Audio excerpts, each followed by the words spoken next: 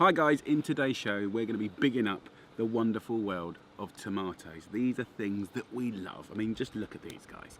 One of the world's best loved vegetables. In actual fact, it's not a vegetable. First of all, botanically, it's a fruit. It's fantastic. Comes originally from South America, Central and South America. They didn't actually get to Britain and Italy and this part of Europe until sort of 14th, 15th century.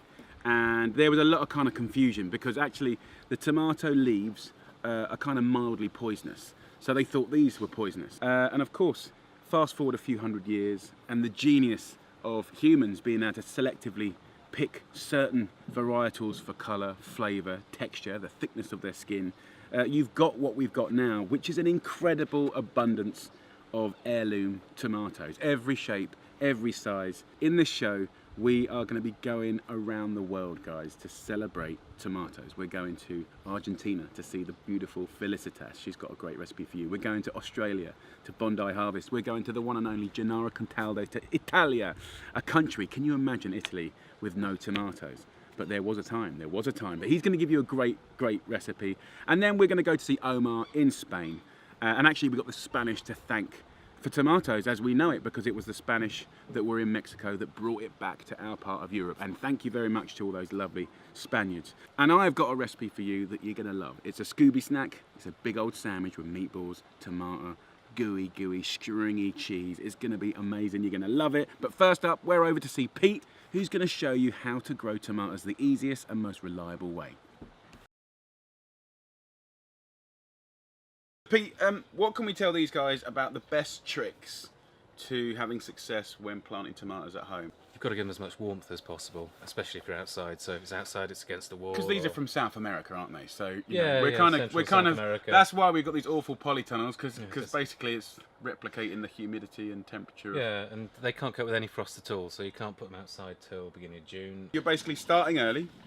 About April, you said. April for outdoor crops, February for indoor crops like this. Okay, so like, growing great grapes for wine, you want to take off, or de-stem as they call it, so you want them to put more energy into fewer fruit. Yeah. And then you get better quality. Yeah, basically. So, really good. Now, before we started working together, I had my first year, and I literally scattered seeds, about June time, maybe a little bit before, and it just grew into a massive bush. And there was fruit everywhere. It wasn't organised, I'll give you that. But I was amazed. I was amazed how it did. If you've got decent soil, if you've got water, sunlight, they just do what they're supposed to do, most of the time. I mean, I couldn't believe the amount of fruit on my first year. That was, it was messy. I give you that. What is this variety here? Because this is one that me and you love every year. Sun Gold. Such a reliable sort of tomato to grow. It's the first to ripen. It goes on late. It's delicious. We experiment every year with different ones, don't we? Yeah. There's and about if you're 30 different sorts in here. Yeah, and we've done 30, 40 different tomatoes every year. Some are more successful than others. All of this stuff goes to 15 restaurant and people just love it. Show the guys some of our more unusual ones. There's some black ones around there. These are new on me. It's called Indigo Rose. They're not ready yet. They seem quite slow to ripen, but they start going red on the bottom when they are. Ah. So they go black, then they go red. Yeah, they go black first of all, and here's a similar one as well. This reminds me of a bad night out I had once. A lot of people live in cities and buying from supermarkets. What you start to realise around all of food is that your choices have been edited just for whatever has the best shelf life or is more convenient to stack in a warehouse. And that's pretty much the truth of it. They have got a lot better in the last 10 years and there's a lot more choice now. So definitely it's our job to sort of buy into it and try things. Otherwise they just won't sell it. But if you go from this gorgeous green one and then kind of look at these beautiful ones here, to this incredible yellow one here. I mean, let me just pick that. It's just an incredible thing. And many people believe that the original tomatoes that came over to Europe were yellow, weren't they? Golden apples. Hence the name. Pomodoro, golden apples. Okay, Pete, thanks for that, mate. Right, I'm going to get back to the kitchen because I'm going to make a lovely Scooby Snack using and bigging up tomatoes, which I think you're going to love. So we've picked a load of tomatoes, random stuff, about a kilo, a couple of red onions sliced up, got some beautiful flowering oregano that you got this time of year, a couple of chilies de-seeded and just stripped, And basically, we're going to do like a bake. There's no sort of technical ability required at all. We're just hacking the tomatoes up any size, stripping the chilies, stripping the onions, dressing it in oil, oregano, salt and pepper, swig of vinegar. And then we're going to put meatballs in it, and we're just going to put it into an oven at full whack, and then turn it immediately down to 180. And we're going to cook it for 40 minutes. What's going to happen is the juice will come out of the tomatoes and kind of just go really pulpy and gorgeous. And then we're just going to put some different cheeses, sort of stretchy cheeses, Parmesan, mozzarella. Be really nice with smoked provolone, which is a great Italian cheese. It could be cheddars and stuff. And then we just pop it in the oven for a few more minutes. And then we're going to make the most filthy, gnarly, disgustingly good sort of meatball tomato sub sandwich. Let the oven do the work. And then you make a Scooby Snap. Scooby! Scooby! So I'm just going to get these lovely meatballs and I'm just going to nestle them in. When I'm designing these recipes, I mean, it's horses for courses, guys, do you know what I mean? But if you can write a recipe that guarantees amazing flavour, but also, you know, you're hacking stuff up, rolling some meatballs in and just whack it in the oven, and it's not sort of too reliant on different stages, I think that's when something really works for the audience, the magazine audience particularly. Theoretically, in about 40 minutes, that's going to be a blipping, golden, heaving tray of goodness. Okay, so while that's cooking, we're going to head over to Gennaro, where he's going to cook the most fantastic Italian dish, hero in tomatoes. Hi lovely people, and I'm again in Amalfi Coast. I cannot help to cook so many dishes. I love it. It just goes with the feeling. And around me, there's so much. Wherever I can see, there is a dish. We're gonna cook a simple pasta dish with a joy, love and passion. This morning, they brought me this beautiful mozzarella. Look the size of this buffalo mozzarella. Full of joy, full of love. Why you put the tomato in the fridge? Here in Italy, we don't put the tomato in the fridge. We let it ripe nicely. This particular one is called a pendolo. The word pendolo because it's like a bell. Ding dong, ding dong. And look, this beautiful, sorry, I have to say the word, nipple. If I open inside, look at that. Look like a little bit of my heart. Here, we don't have no gas. I don't have no switch. Switch, no, don't. Look what I have. Charcoal, frying pan, straight on it. Garlic, oh yes. I chop the garlic quite big. The reason why, in case you don't want to eat the garlic, you remove it. Good dry chili. This time, yes, dry chili, because here the chili is good. But the tomato stay for 4 or 5 months, why not to dry the chili as well? Chop the chili. I love a chili on this particular one, and this is quite strong. Oh wow, this is really good. I have a nice parsley, Vincenzo just been collected. So nice, but this dish goes well for the basil. Basil would work well as well. On this one, I want to use parsley. You know, just handful. So you chop the tomato, nice, any way you like it. This is love and passion. So what is about do perfect? Perfection is inside your heart. The feelings from here goes straight inside. Olive oil. Here Vincenzo put me some olive oil in this lovely bottle. It's not the make. It's olive, it crushes olives and the make is olive oil. Banded olive oil, garlic and chili, just put them inside. Get the tomato, okay? So simple. Straight in again. Parsley, sprinkle them on top. You need some water because the tomato need to be cooked. Slowly, slowly, slowly. But actually, don't have to be very, very slowly. Cook for about 5 minutes and the sauce is ready. And I'll show you what to do.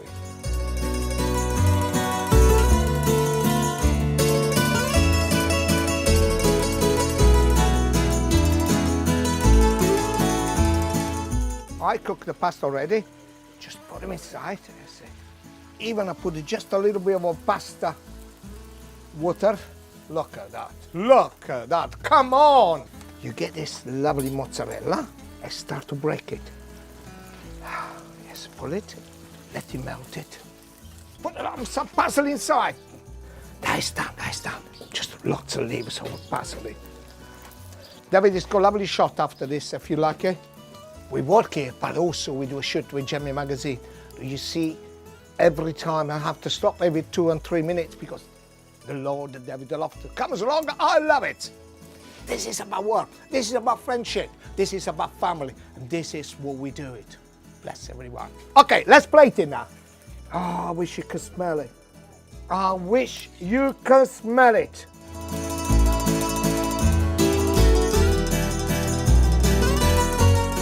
And this is linguine alla sorrentina with a lovely tomato and lovely buffalo mozzarella.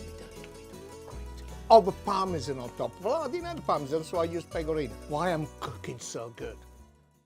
Thank you, Gennaro. Love you as ever. Great recipes from that man. Come and have a look at this. Now, these meatballs, this tray bake, which was very, very easy to do, it's had just under an hour. You know, about 50, 55 minutes. What I wanted to happen was to put it together very simply and have it all kind of cook into each other, okay? So if you look down here, we've got juices here, a very nice natural sauce. You know, we've really intensified the flavour of the tomatoes. So what I want to do now is just load up these gorgeous meatballs with some nice melty cheese. You can use any one you want.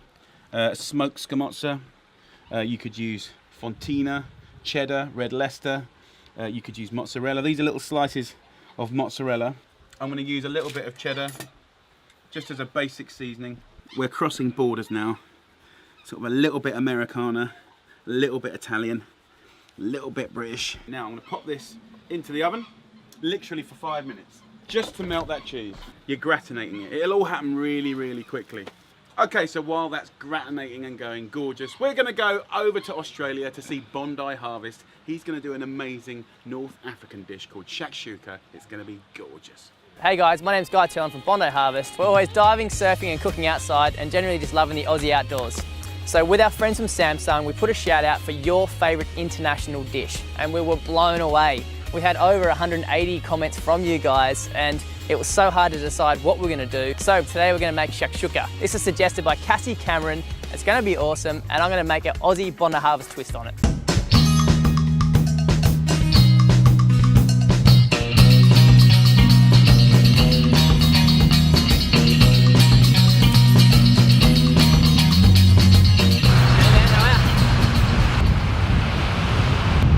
What are we up to? So, we're going to make ourselves an epic shakshuka. So let's go and grab some local ingredients. Alright, look, so shakshuka is something that I've wanted to do for a while on our channel and I'm pretty stoked that you guys mentioned it 3 or 4 times. So I'm not going to play with the base flavours too much, purely because it's been perfected over thousands of years and I don't think I have the street cred to do that. There we go. Alright, so we're going to my local fishmonger and what we're going to use is these beautiful, fresh Aussie king green prawns. Man, these are my favourites, some of my favourite produce. King green prawns, super sweet, super plump. Thanks, legend. All done. Yew. Let's go cook. I mean, look at the day. How's this for a winter? We're making shakshuka. That's the Bondi Harvest twist on it. And this is the Aussie twist on it. So we've got beautiful Queensland king prawns. They don't get any better than that. We've got some epic macadamia nuts, obviously local to Australia. That's going to give you a really nice crunch, really nice sort of Aussie flavour as well. So the first step is we're going to dice up some onions, some peppers, some chilli garlic, and we're going to fry that down till it's soft, just in a little pan. So traditionally they use like a heavy cast iron pan. I actually don't own one of those, so I'm going to go this beautiful little non-stick. It's all going to be cooked in one pan. It's going to be super tasty, and the idea is that you mop it up and you eat it with some really nice crusty bread. So we're just going to dice the onion nice and finely, straight down. I'm going to use probably 1/4 of this pepper as well. So I've got some garlic, some chilli as well. So the idea is this is your base for your shakshuka. I'm going to cook all this off in some coconut oil. 1, coconut oil is a little bit healthier. 2, it's super tasty as well. It's definitely not traditional, but I suppose that's another Bondi Harvest twist we're putting on this one. So you're going to throw your pan on, you want it medium-high heat before you start pan frying your stuff off. So once that's sort of got a bit of heat in the pan, We're just gonna take our peppers and chili. We're gonna add about a teaspoon of oregano, some cumin seeds again, about a teaspoon. If you've got powder, that's gonna work fine. I've got some smoked paprika here as well. All right, so while that's sort of frying off and softening down, it smells so good. We're gonna peel our prawns. So you twist the head off. So the shell's coming off all the way around. You know, you're just left with that beautiful, sweet prawn flesh. And then the tail, just give it a little squeeze and just pull it off. All right, so that's what you're after. All those peppers, onions are softened down nicely. So what we're gonna do is add about a tablespoon of tomato paste. And I'm gonna add some diced tomatoes as well. I've just got tin diced tomatoes here. Give that a little mix through.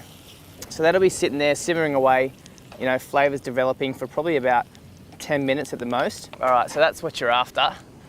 You know, it's nice and rich, it's reduced down. You can see everything sort of come together.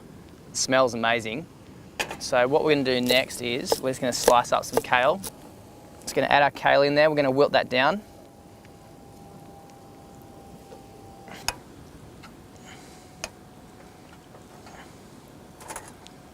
All right, so I'm just gonna crack one egg in there.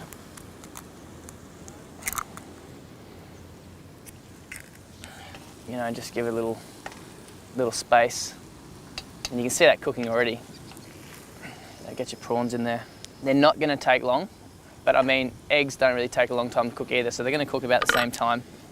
I'm just gonna flip these over just so they cook on the other side. You know, you can do your small pan individual portions like this, or you can get, you know, almost like a big paella pan and do like mass portions for, you know, a heap of buddies and a heap of friends. It's an awesome way to do it, you know, bread dunking in from left, right and center. I mean, it's super easy and it's really, really tasty. You know, you'd be mad not to try it. Is it ready? Almost, just waiting on that white to cook a little bit more. All right, so that's that. It's been there for about 10 minutes. I'm just gonna whack it down there. All right, so they're just some toasted macadamias. You know, you can use almonds, pistachios, whatever you want. The idea is it's just gonna give it a really nice crunch as you mix it through the sauce. Some fresh parsley, you know, just to finish it off, some crusty bread. You know, dip it in there, mop it all up. Check that out. My shushuka, made for the Australian lifestyle. Bondi Harvest twist. It's gonna taste so damn good. You got your macadamia nuts, you know, your beautiful Queensland prawns. You got that kale. Dunk it in there, dip it up, make a mess with your toasty bread. Oh my God, I can't wait to eat this. So make sure you subscribe, check out bondiharvest.com, and we'll see you next week. Ew! Look at that, beautiful. Okay, thank you Bondi Harvest. The food looked very good, but the weather looks even more incredible, but it's not so bad here in England. Okay, time to construct the Scooby Snack. So you can see a little bit of fat has separated to the top. We're gonna use that. Instead of buttering our beautiful sub here, I'm just gonna split a typical kind of sub roll. You could use a ciabatta, it could be focaccia. Quite like it being an Italian style bread. Open that up, but I'm gonna take this bread and just dip it in here. It's just going to suck up that gorgeous flavour, and then we're going to go and just get messy. Though you can see how those lovely slabs of tomatoes have kind of, they've still got sort of structure and they've kind of held together, but all the juice has just come out and it's just gorgeous. In with my balls. Then just juice it up, baby. Once you've constructed that part, I just want a little bit of freshness. So I'm just going to literally shred lettuce as fine as you can. Melted cheese. Gorgeous pot roasted meatballs. Gorgeous slow cooked tomato sauce.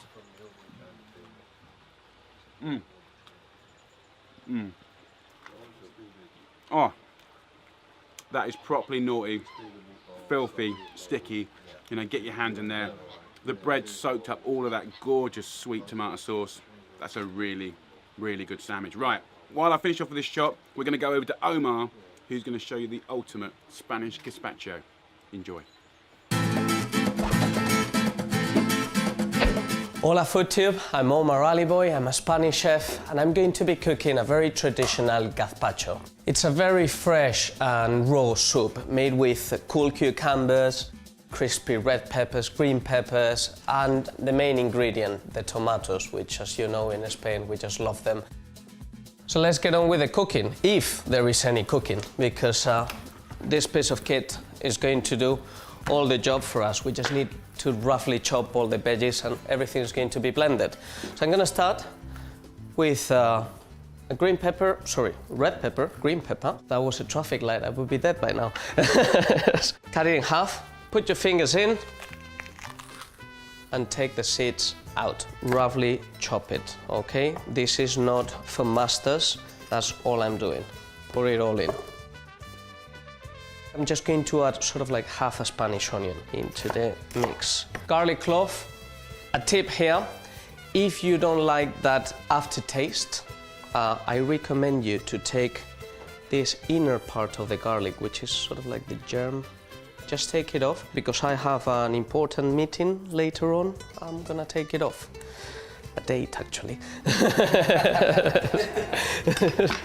Now the tomatoes, I have a big variety of tomatoes, but these are normally the ones you tend to find in the supermarkets. I've used 6 tomatoes, just roughly chop, quarter them, okay. Take this cucumber, cut about a quarter of it, approximately, skin on. So this is all going to be blended up, right? It just gives a little bit of nice body to the recipe. Brings it all together. Use a stale bread if you have it at home. Gonna pour a bit of water, about a glass, a good pinch of salt, good pinch of pepper, a nice drizzle of sherry vinegar. You can use any vinegar again, but this one, it's oak fermented and it just gives a really lovely intensity. And good extra virgin olive oil, very important. Spanish, if possible. We are the biggest producers in the world. In my family, we always put a bit of cumin, so a nice generous pinch. This type of blenders, they tend to heat up the mix quite a lot because of the friction of the blades. So I'm going to just add a couple of ice cubes, just so that the mix stays cold at all times. If this gets tepid or warm, it will change flavor. Let's blend it.